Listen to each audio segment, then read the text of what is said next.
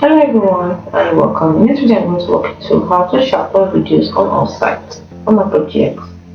Now let's say you want to sharpen videos on our site on our projects, which means even older videos or videos of low quality, you want them to be enhanced and look sharper.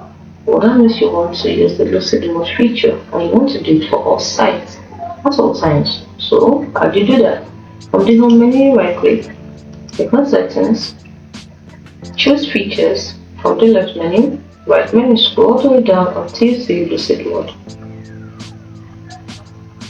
And then you can see sharpen videos on our site. Make sure it's enabled. If you don't want to sharpen videos on our site, just simply disable it. It's as simple as that. Then you can also adjust the brightness, the sharpen, the degree of that you want it to sharpen it to. This is for 0, this is for 25, 50%, 25%, and 100% sharpen. So it depends on you.